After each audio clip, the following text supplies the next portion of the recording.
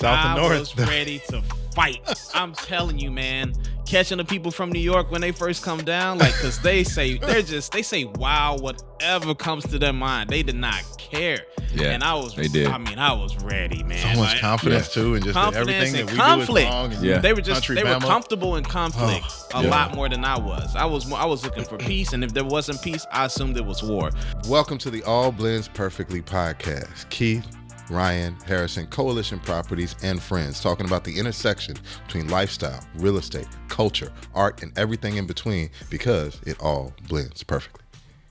Good day, good people, and welcome to another episode of the All Blends Perfectly podcast. I'm here with my brothers.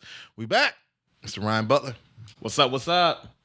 Mr. Keith James, a.k.a. Jimmy What's Kenneth. What's goody? He got the most layers of things on right now. I feel like you got both the hoodie, the jacket, the hat. Like, you got your accessory game has like really just next level right now. I appreciate it, man. You know, it's a little chilly in here. I won't, but the good word says I won't complain. I think it feels great. Personally, I think it feels great. That's just, I run a little hotter though, personally, than your average human does. So for today's conversation, what we're going to be talking about is something that's really kind of integral to both our childhoods, our families, and a big part of Mr. Keith James' life is the HBCU, or Historically Black College and University experience. And then Ryan and I get to chime in from our PWI contrasting experience. But I feel like our audience is both one that there's some that have no idea at all. Maybe what HBCUs are, a small percentage, of some that are aware, because I feel like the last maybe 8-9 years, HBCUs have gotten a much bigger national platform to be discussed. And then there's some that are both your classmates that have that same experience, and folks that, will find some nostalgia in a revisiting conversations of it. So first, Keith, when we think about the legacy of what HBCUs are, could you help maybe define them for those that don't know? And then what does the legacy of HBCUs mean to you? Yeah, well, little history lesson. Going back in time, there was a time where we wasn't afforded the opportunity to get higher education, right? And so,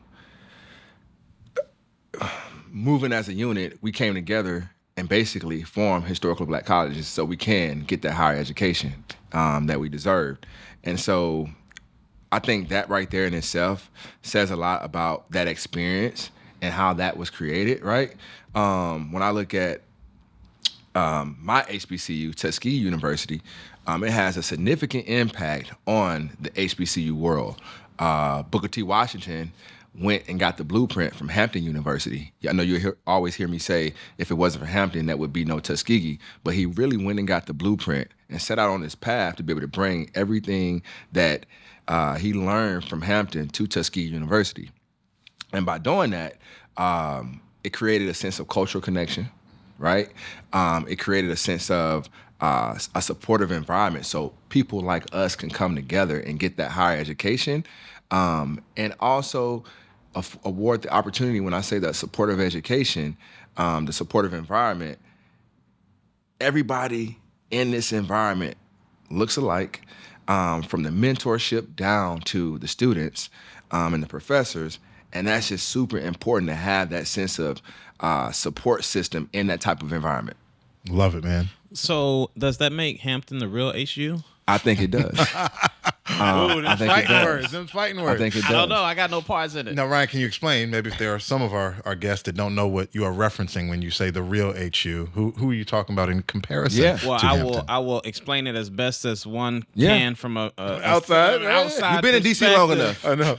But the illustrious Howard University, as well as the amazing Hampton University, both have the initials of H and U, and so they also compete academically and they compete athletically with each other. So there's just a bit of a friendly rivalry there. Healthy rivalry. It's fun to watch even from the outside. And who has the best homecoming? Who has the best homecoming parties? Football teams, basketball teams. Degrees, doctors, and bands. Yep, all of that. So it's fun, man. You said a lot of really powerful things in describing the history of HBCUs, Keith. And I think of kind of my orientation growing up and my understanding of them. Every man in my family went to Tuskegee. Indeed. Aunts went to Alabama A&M. Is A&M technically? Is A&M HBCU? Okay, Yeah. I would assume it is, A&M. but okay. Yeah. And for them, and for what I would always see with, every summer and winter being down there, was the connection and relationship and family, like what it meant to have something that said Tuskegee Institute or Tuskegee University on it, was a different level. And I feel like we all have a alumni connection. There's an assumption of shared experience. There's like, hey, we were here at the same time. There's something that we know or have in common, but there's like another depth to it. I feel like that HBCUs share that maybe some other schools don't. Why do you think that there's that extra level of I think it's a sense of pride. Booker T. Washington was a slave, former slave, right? Slaves walked our campus, and there was a sense of pride and integrity, and to protect that from a family standpoint. A lot of times when you walk on campus, it's this energy that you get when you're walking on our campus. And anytime you've graduated, or even you got people that say, yeah, I graduated from an HBCU, and then you got people that went to the HBCU, because when you first get to Tuskegee, they tell you the first day, they say, look to you, when they bring all the kids in, they say, look to your convocation, look to your left, look to your right. Somebody's not gonna be there. That's just how the HBCU world is. But there's this sense of pride that you have, that you want to protect the culture, that it's like an entire fraternity in itself, right? And it stems from, I can go anywhere in the world, and if there's somebody that went to Tuskegee or went to the HBCU in general, they're going to extend their hand out and say, hey, how can I help you? And they did it back then, just how Booker T went to Hampton to get the blueprint and brought it back, and they call it a sense of collaboration, right? It's the same now.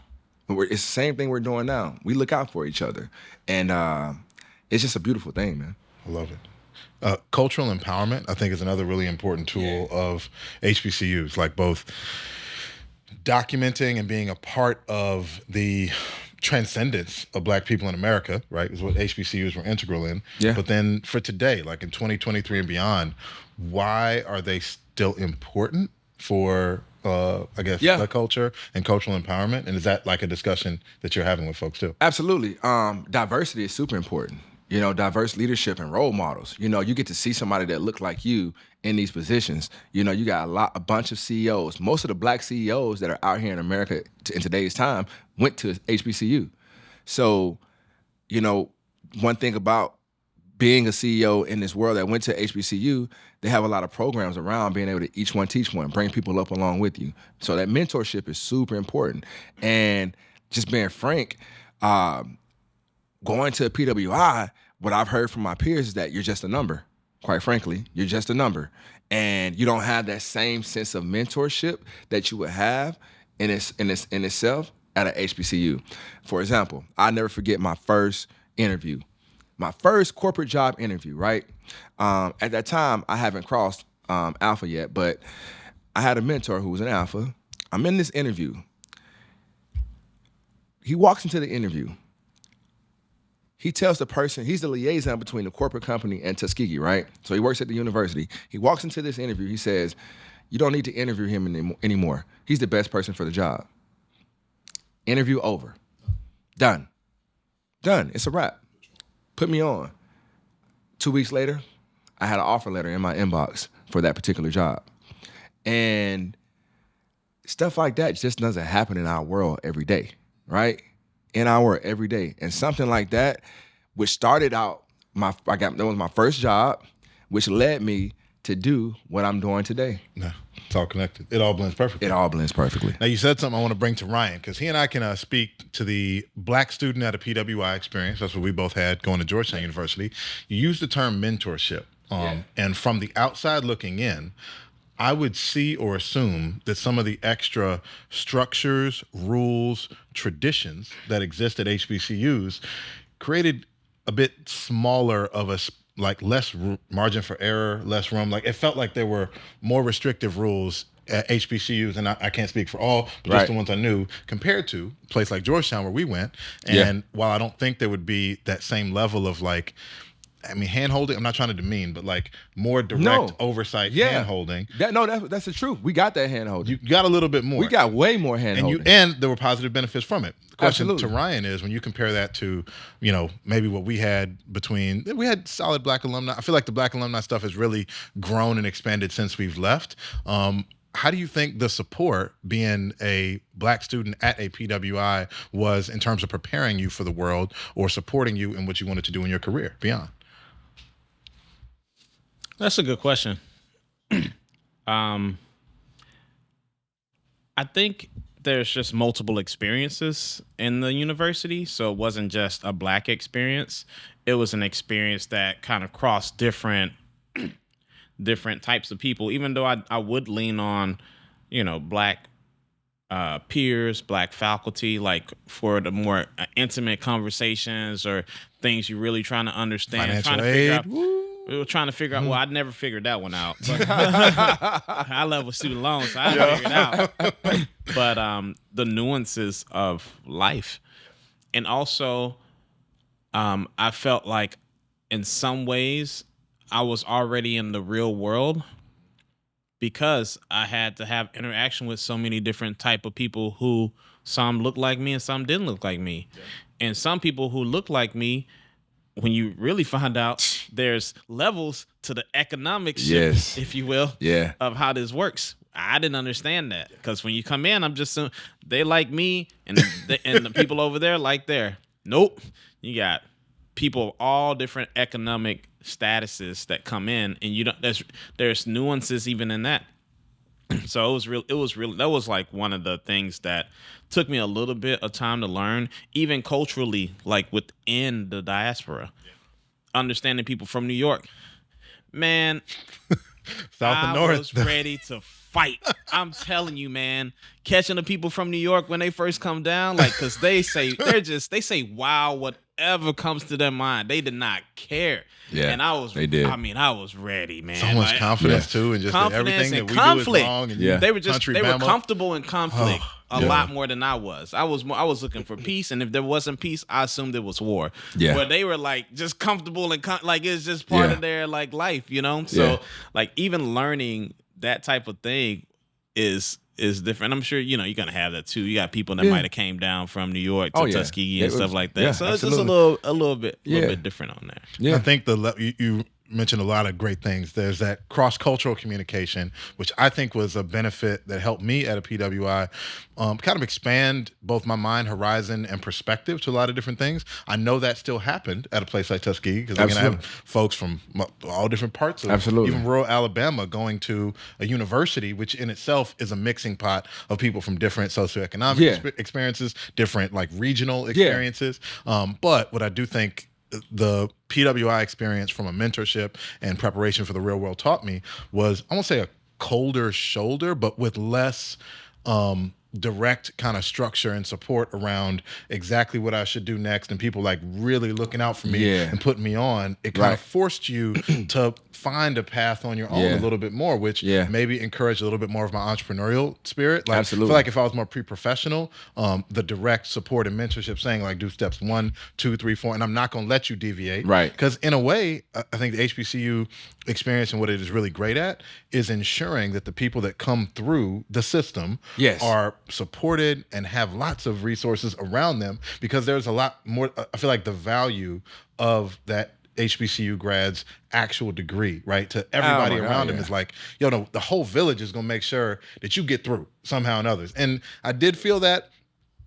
a little bit at Georgetown, but also if I just fell off completely, like that was on me for not like making it and figuring it out a way. And I feel like the support in HBCU culture is a little bit more like connected to that point. There's a lot of people that been in HBCUs for a long time though, because we have our compatriots from the other university when you take the G2 over there, and I'm like, man, how old is this dude, man? Could be somebody in there like 25, we still 5, 6 year plan. Yeah, 5, 6 year, but like 100%. That's the HBCU still plan. The HBCU. But you said something that was important, like the HBCU experience. I won't let you fail. I mean, you got to think about it. You remember the rent parties Black people used to have to help people raise money for rent? Man, listen, We used to do that for students who didn't have funds to complete the next semester.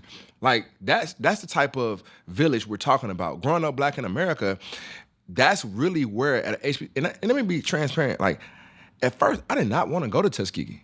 Like I didn't want to go, right? And my grandfather said, "Son, I'm gonna tell you like this. You're gonna go here, get this experience, and you're gonna get something you're gonna be able to talk about for the rest of your life. And it's something I can't explain, right?" And when I got there, being on campus, that's where I first learned that we have to move as a unit, as a culture. Like we have to move as a unit.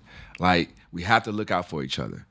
That crab in the bucket mentality went away when I got to Tuskegee, because I saw people looking out. I saw people raising money for people who can get their tuition. Think about that. These are students raising money for other students who can't pay their tuition. It's different, And I'm not saying that wouldn't happen at a PWI or whatever the case may be. Probably not.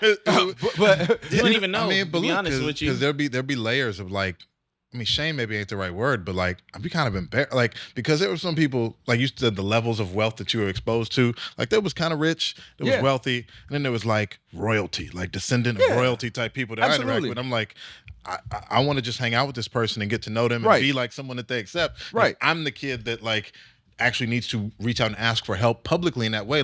I don't think I had as much permission to even approach something like that at a place like Georgetown, whereas you're saying that was something you saw more of and people were absolutely willing to help there. Just being able to walk into your mentor's office and say, "Hey man, this is what I'm going through.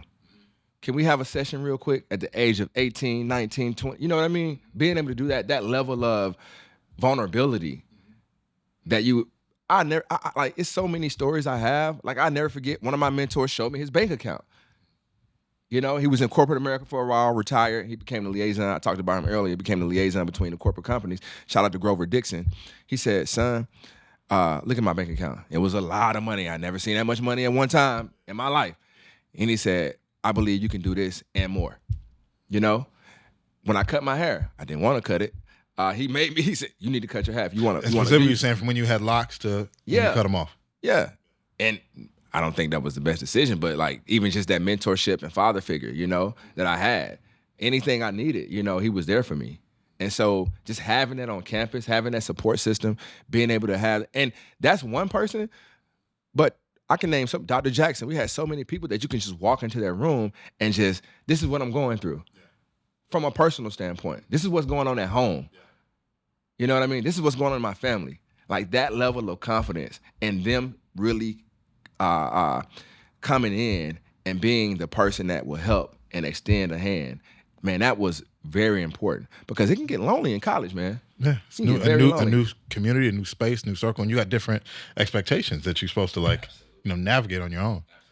I think Harrison, you were alluding to something earlier, but it was just an illusion. Talking about the difference on the systems and the strictness of the structure. I'd be curious, what examples did you see or what came to mind when you were saying that? Because I feel like you have something in mind when you were saying about the structures and the PW and the HBCUs. Because I know I have a couple specific ones where I'm like, oh, okay, that's how they do over there, Yeah. I'm like, well, look, one was dorm life. I mean, in the structure on same sex, people who could be in and out of dorms who's not supposed to. I know at Georgetown there were a couple floors on places, but otherwise I have one of my floors. Oh, you mean the same sex floors? Same sex floor, but I mean, I feel like y'all had same buildings where people couldn't go, curfew. They were separated. 100%. Yeah, we didn't have co-ed dorm. My first the first co-ed dorm. At Tuskegee was my senior year, and you had to have a 4.0 to be in that dorm. Had to earn it. Had to earn it. Yeah. And I mean, I look at that as an example of saying okay, by the people who have decided to set up this structure know that by just separating the horny young kids, that will reduce the probability of maybe somebody slipping up, getting pregnant, whatever like that. I mean, that's the most facts. direct way that happens. But then I think at your next phase in life, and you don't have that structure, how are you going to act because I mean, I wilded out. I'm covered in the blood. I'm fortunate that my freshman and sophomore year. Yeah. I wilded out. Well, you got to think about HBCU, people, go to HBCUs, a lot of people go to party. Yeah. To be quite frank, I mean, we had a party every single night. You have a good time. Monday, Tuesday, Wednesday, Thursday, all Friday, Saturday. colleges you go to have a good time. Just how it manifests absolutely. in HBCUs, a little bit different, but it's everybody's going to enjoy And so there's themselves. so many opportunities for that to happen. So that system that's in place is just it was critical. And I brought it up because the question was like, does having that structure, while it can reduce the probability of a negative outcome now, what is that like? Does just reducing it when you're younger actually help prepare you more for the absolute open-ended freedom of the real world later, or not, or like just? I mean, so far it seems seems like they're doing pretty good at it. but I mean, one of the things I thought was interesting was like I think in the business schools you had to wear suits all the time. And at one point they didn't even let you wear. Like some of the institutions have like the hair policies. Yeah, Hampton had the locks, a hair policy. Yeah, so it went away. I know I wasn't made for that. right. Yeah. Quite No, frankly. me either. Yeah. Well, it's funny because coming out of high school, that was, if you remember, I had a shortcut, and I was in ROTC, so I had to have a shortcut. But after that, I was like, nah, I'm good. Freedom. Yeah. I mean, that was another very intriguing part because again, my dad didn't push hard enough. Like by the time I had made the decision, I was playing football, and I'm like, look, of all the things, my stepdad was sick. I wanted to stay relatively close to mom. Yeah. Like thought about it, but the decision was made. He's like, well, why didn't you consider Tuskegee? You could have played ball down there. And I was like, well, for both the freedom, for the times I've gone to actually hang out on campus at Georgetown, times I had been on campus at Tuskegee, I was like, I mean, no shade. Georgetown campus was a little nicer. There was more stuff going on. It was like a city. Yeah. I wanted that vibe. Absolutely. And I'm like, I want some freedom. Like from what you told me about dorms and what you allowed to do and not do and where you're going to be in curfew and this and that. I'm like, nah, I'm good. I want more structure. Definitely had rules. And I was on academic probation sophomore year because of all that freedom freshman year. Like I just made it. So like again, to the example. I was on it too though. So But and man, like you hit on so many points, that structure and freedom. Man, there were times where in the business house, and you had different groups, like everybody partied, but people was about business, man. It was like, nah, man, we study around here, man. We graduate with honors around here. Like that was the environment, We party hard, stay up late, but most of all, we graduate. That was our alpha saying, you know what I mean? I like that. And that was super important, that structure. It was almost, you talk about how it was to raise money or to publicly talk about like money needed. It was almost a shameful thing if you were like on academic probation, if you wasn't getting the grades. You know what I mean? Like that was more so shameful than the money part, like not being, you know what I mean? Yeah. That was like super important to have that sense of, man, I got to get it because the person next to me, and it's funny how the HBCUs teach you when we do the career fair, I got to get it because the next person over here, they want it bad, they want it as bad as you. So Keith, as we're comparing like the experience HBCU versus PWI, one of the big social gatherings that may be a little different is the football games, homecoming. What makes a HBCU homecoming and that experience like so much better? And what did you want to talk about with that? Man, HBCU homecoming is like a black Mardi Gras. Like it literally is. You know what I mean? And a family reunion all at the same time. I think when we talk about that sense of camaraderie and the sense of tight-knitted we are, it's really like a reunion.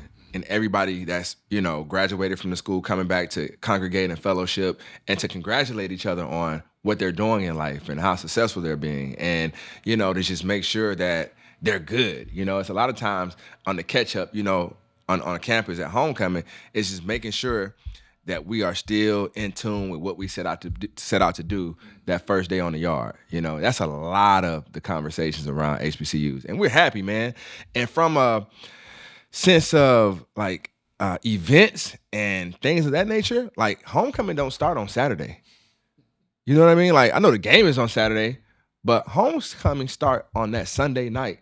Now, has it always been that way? I mean, I feel like I could ask my dad, but is this like a thing? Like who decided? Like why did HBCU homecoming become a homecoming week? Homecoming week. Right? Like all the things. That's probably logistics though, right? Like back in the day, people weren't flying in; they were driving in. You're not gonna come in for a day.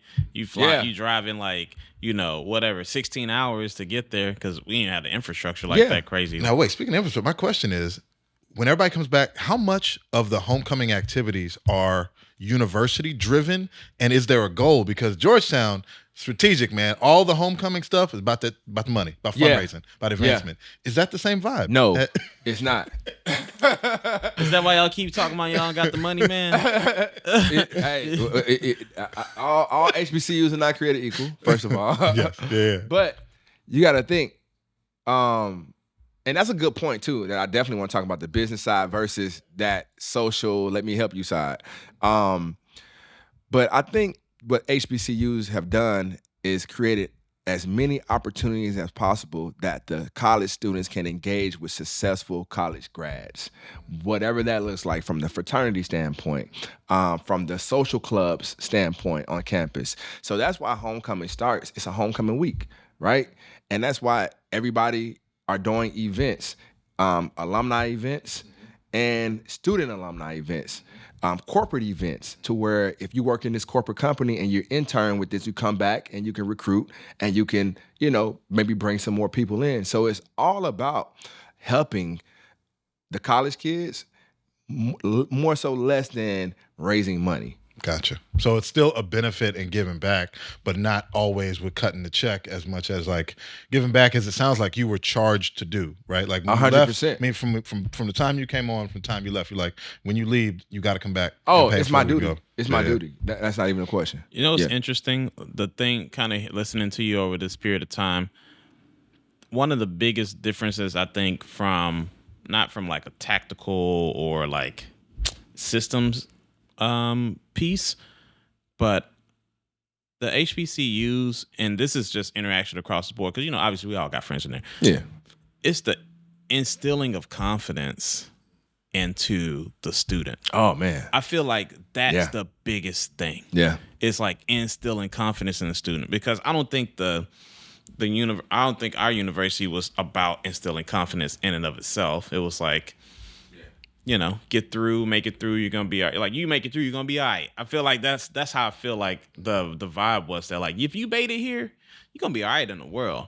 But like I feel like when I talk to, especially like Howard Business or Hampton Business, I mean, they swear they're the only business school in the planet. They'll be like, I graduated from Hampton Business. I'm like, it's a lot of schools out here, right? Yeah. But I appreciate that, like the confidence that they have. Yeah. That was, because that's instilled, because all of them felt that way. Yeah. So it's like really interesting. My question to you guys on the PWR side, like when you guys had college career fairs, like how was the preparation for that for you guys? Like, did you have a place or time period weekly where you went and prepped for career fairs? Because I know. No. I mean, so Georgetown alumni career services or career services, I mean, maybe like senior year, I started thinking about it. I already see his face. No, I'm just saying, I started thinking about it then, but I didn't. It wasn't until it was like triage, I was like, oh, I ain't got no plan.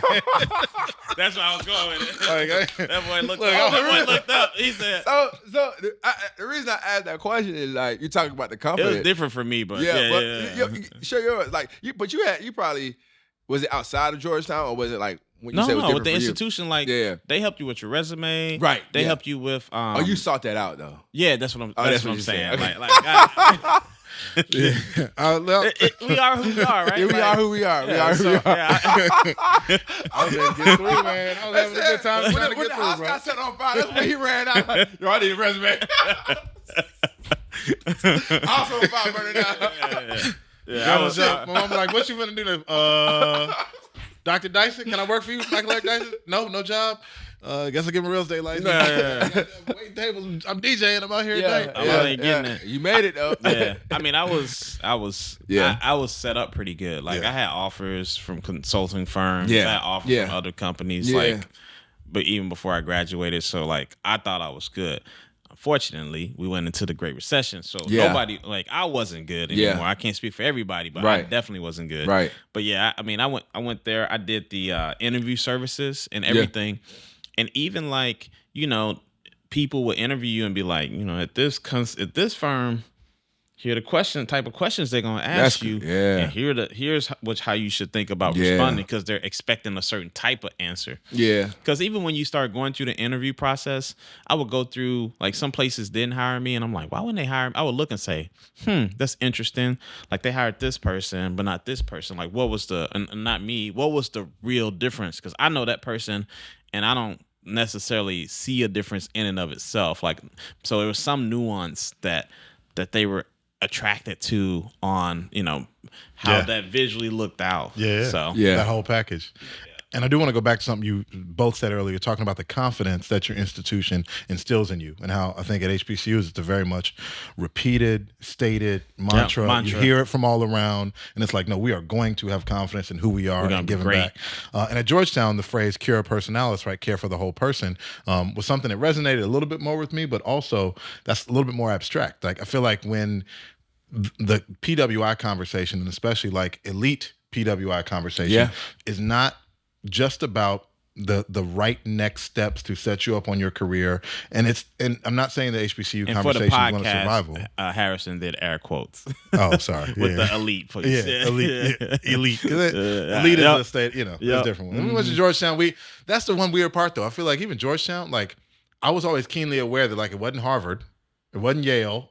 We were very good. We were awesome for what we were. But this is, I guess, maybe just me again, always downplaying where I'm at and the things. I was like, we good. We're not the best. We're awesome. We're not like the best of the best. And to that confidence point, though, I think when you approach it from I want to, like, in a liberal arts mind, which was what I, studio art, theology, and art is what I graduated with. Like, how do I focus on, like, thriving as a complete person? Like, that's what I was thinking about. And not just the correct, like, survival steps to take care of myself and progress on a career line, which I think there were more conversations, at least amongst HBCU, friends and family that I had, that it was like, no, my pre-professional steps and what I do next is most important. And that's why you got to stay within this box. Because if you deviate and you don't have a plan and you're not prepared, then your probability of success is much lower. Yeah. And even to my parents, like, this is what made their heads explode. Sheila and Herb, I hope I'm okay now. But the fact that I didn't have a more structured plan, right? Like, my mom was pissed at me. Like, she's still, real estate wise, didn't believe in this until I'm bringing her a Realtor magazine. Like, hey, look, 30. Because with her Norfolk State HBCU background, there was such a very prescribed and safe path that would guarantee, and all she cared about was me being good, and me being all right. And what she knew, you follow these steps, you stay within these bounds, do the right thing, you're gonna be good. When you deviate this early in your plan, I can't guarantee that you're good, and I care about you. I love you so much, and I think that's that HBCU energy. So you get that good corporate job or that good government job, and I'm like, and I saw her with it. I'm like, no, like, thank you for providing for me. We had a great life, but you're extremely unhappy with this. Like, I don't want that. Yeah. And I early on had, I'm y'all know me. I was like, I don't want to be unhappy. I'm gonna go figure out I'm gonna choose another space that I'm happy. I don't know what the hell I'm doing, but I'm not, like, unhappy. Yep. So I just feel like that same loving mother, idea that created the HBCU structure and support and all these different things was what I kind of rebelled against, and why I wanted the freedom from the PWI side, but it's not for everybody, right? And it doesn't work well for everybody. It just worked well for me. No, I'm with you on that same thing. I always felt like if you made it through the system at Georgetown, like, you had a high probability of being all right. And then I look at my peers and, like, a lot of them are all right, you know? But I'm with you on actually the holistic thing, because even I don't think it was necessarily, here I'm, like, bragging on G-Town a little bit, but even on my, like, peers who came from other institutions, they would say, you guys think about life outside of just the job more than we did. And because a lot of us, early 20s, we were out doing all those other things and not just the job. It was like, man, y'all already buying houses, y'all already investing, y'all already doing these other things. We weren't even thinking about that. And, like, I've heard that from other people who go to, like, really good institutions too. So there was just, like, a more holistic, like, mental approach, both financially, life-wise, all those other things. Just the fact that we're going on those crazy trips together as a group, like, 20 of us, 25 of us going on excursions or even, like, the weddings and stuff that are like overseas. Like I feel like we were in that era where that just started. Yeah. Like I feel like some of our friends that did that, they were like one of the first ones to be like, "We going over here get wedding. Y'all pull up if y'all want to." Yeah. And everybody pulled up and they're like, "Oh, we here." He's like, Yeah. "I didn't expect this many people to be here." He's like, different era. So it's just interesting that way. And I think that's a quantifiable like benefit of the proximity to a lot of privilege, to a lot of extreme privilege. Like I got to see examples of like, oh, like we talked about it in some of our travel and other episodes, like this is what the other side lives like. And not saying that, in HBCUs, I know that there are very wealthy folks that choose to send that could go other way, could go other places. A lot chose of to go to them. HBCUs. A lot of That's the majority, especially at your, I don't know if you take top tier HBCUs, right? Like there's a lot of second, third generation legacy money that's there. all throughout. It's all throughout. That's all throughout, right? Yeah, and that's a pride. That's a legacy thing. We call it a legacy. Correct. Yeah, correct. But to your point of like what I think our PWI experience gave us a little bit earlier access to is like a more global perspective of like a different style of life, way of living, way of thinking about things that I didn't have growing up in just a black family in America, right? Like it was a little bit different, and not saying better, worse, just different. How many students like is that George? Usually about the same. Well, we 6,000 at the time for undergrad. Yeah, our graduating class like 1,500. But like that. everybody in there was 6,000. Like Howard had 6,000 at the time undergrad. Georgetown had 6,000.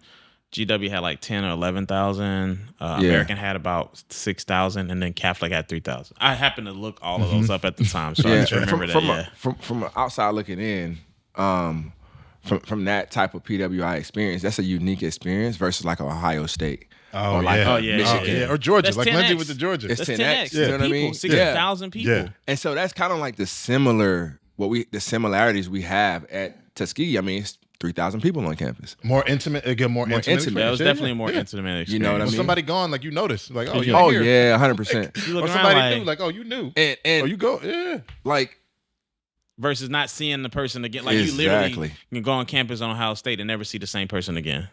Absolutely. I want to go back to when you talked about like your mom went to Norfolk State, and you looked at that as she basically was trying to like be that bridge for you to be successful and help you, and you were like, nah, I don't want to do that. I want to go over here and do this. And you asked a question about I can't remember the question now, but the structure and yes, that right there, and how it was. I think a little bit of that was like for HBCU was like ego too, like big time, like ego was like, and also like stepping into your blackness of like mentally, this is who you are, this is who we are, and you are the top tier of America, and you're gonna go out here and shine bright like a diamond, and they're gonna respect you, and that was the confidence, what you were talking about, the confidence that was instilled in us at the HBCU. That's the confidence. Yeah, for sure. Like you can go out here and go up against this next person, and you're gonna beat them. You're gonna outwork them. They might have more resources than you. They might go to that PWI, but you're gonna go out here, and this is instilled in us as a freshman. You're gonna go out here and outwork them because hard work outwork talents all day long, right? And that was the confidence that I think that you were talking about, that I know for sure that was instilled in me when you talk about that, stepping into your blackness and stepping into who you are and embrace that. Dude, and that it's so funny because you look at and Ryan, I want your thoughts on this. The people that come to a PWI that are black, and there's something about being an extreme minority in a situation that gives you space and permission to get much blacker and embrace your blackness in a different way than you ever have in your whole life. Right? Oh yeah, I read a lot of books my freshman year. I'll put it like that. I've read all the books. Yeah, you name them. And Marcus Garvey. I just went through all of them. Yeah, all the top ones. So it's interesting. Even my perspective as a freshman, I was like, and we gotta. I was like that. Yeah, for sure. Yeah, freshman year. Really? Yeah. You was that kid that went to Georgetown and came back and grew dreads and came the black sheep of the family, and like well, I've been that. But start learning, and it's funny because I would you talk about how the HBCU experience, because of everybody on campus in the community, like reinforces that like this is what the black experience has taught us, this is what it's put in us, this is why we are great, this is why we should excel. You heard that from a bigger crowd. Yeah. And then in Georgetown, I feel like you had to like decide to seek out your like between BSA, between other, and you got to get involved. You had to get involved to get some perspective. You had to get involved to get perspective because you also had a choice at a PWI to completely retreat. Like you know what, I'm going to be here, and assimilation is what I think I maybe need to do in the business world or otherwise. So I'm going to choose to just completely do that right now and not embrace my blackness or black culture at all, because you had that choice at a PWI. Yeah, well, I think it was both, though. You can do both because, quite frankly, I went to PWI because I was like, this is how the world looks. So let me go over here. Like, this is going to give me the best chance of success. One point I wanted to bring up, though, is like, and I think that's also our generation. You feel like you had to graduate. Like no other choice. Like no other choice. Yeah. Like by the skin of your teeth don't matter. Like I barely got out. Get the diploma for sure. Like by the end, man, I was my GPA had a 2 in front at the end. Dragging, my GPA had a 2. You know what they say when you run a 400, you got that monkey on your back? Yeah. I had that monkey on my back, boy, trying to get to the end. Like my head was moving. And I mean, we got cats on our team right now, did not graduate. And super comfortable with it. Yeah. Like, that's the part that, like, they was like, I remember Zay was like, man, I went to the business class and I looked around. I was like, this ain't it. Like, and they just, and I was like, I did the same thing, but I was like, man, you better. Where you gonna go? Yeah. Where you gonna go? Yeah. What you gonna do next? And you start taking on student debt. That was it. And you start, man, you better finish so you can pay these loans off. Yeah. Yeah. And that's reinforced by the parents. I mean, I think, again, being the child of HBCU grads, like, that was an important levels of the lesson that they taught me about what you do to set yourself up for the highest probability of being all right later in life. Different ways to approach. I think, man, and that's just thinking. You got me going down I'm going back to memories on campus, man. I really feel like an HBCU is the most beautiful place on earth that a black person could be a part of or attend, whether you're going to a homecoming, whether you're coming to visit your friends on campus. It's just something that I feel like all black people should see. And even when you talk about preparation for leadership roles, social activism and confidence and being able to go out in the world and just put the pieces together, because you just feel like you have so many people looking out for you and so many people that want you to succeed in that support system. I think about all my professors to this day. Every time I step up to the plate, I think about all my professors and the people that was on campus to me that supported me to be in a position and to do what I do today. And I think that right there in itself, man, and I've had friends that went to PWIs that came to visit me, and they were like, I had people from the hood coming to Tuskegee and would come religiously because, the ratio was 16-1, women and men. But that too. That helps a lot. But you know what I mean? Well, man, you want to go to school. You want to go to school. Until I went to Tuskegee, my homies was like, "This is where you at." Oh yeah, I'll be back. I'll be back. So I think Romeo and Friends was pulling up every weekend to party. And that's just, you know what I mean? That's just, it's crazy. Now that I think about it, my homies from the hood being on campus walking around out of place like a mud, but they, you know what I'm saying, kicking it. It will leave me to go kick it with other people. They had friends. Yeah. You know, Facts. You were the conduit. You were the bridge. You were the bridge. I was the bridge. He was the bridge. I was the bridge. I was the bridge. And that was like, even just why I feel like, like anybody could come and you family, man. You're just family on campus. Yeah. I think from our perspective too, we still built our own family. Like our tribe is tough. Like the tribe is tough and tight. Like I couldn't ask for better friends that I got from school, like for real. Like, and even the friends who like don't look like me, I love those guys too. Like it's been cool to like really have just different people perspectives that you really never. Whole different world. Like folks I would have never come across had it not been for us being in school together. Like for real. No, man. Well, this is a really cool combo, man. I think the at the core, college prepares you not just professionally to like go out and do what you're going to do to make money in the world, but to like navigate who you're going to be as an adult and as a human. Absolutely. And what your impact on the world will be. There's so many great things that I know HBCUs have done and continue to do. Yeah. And then for those that do choose the other route to go to PWIs or other types of institutions, you find and make your community there. And there's tons of great things about the community that you choose to plug into. You just got to like decide how much you're going to plug into it and what your level of participation will be. Absolutely. And before we end, shout out to Mississippi Valley State. Shout out to Alcorn. Indeed. Shout out to Jackson. Jackson Mississippi, State. Jackson State. Yep. Yeah, shout out to y'all. Delta Tougaloo, State. Tougaloo. Mississippi Delta Community College. Yeah. Love y'all. Indeed. All levels to it. Google them all. You're going to learn something. The best way to consume the All Blends Perfectly podcast is on YouTube. So thank you for watching us. If you're watching there, you can also follow us on Instagram at All Blends Perfectly. I am at HL Beach. He is at Ryan Butler Hoya, and he is at Keith James Realtor. Our sales team is at Coalition Properties. We're grateful for you tuning in to another episode of the All Blends Perfectly podcast, and we'll see you next time.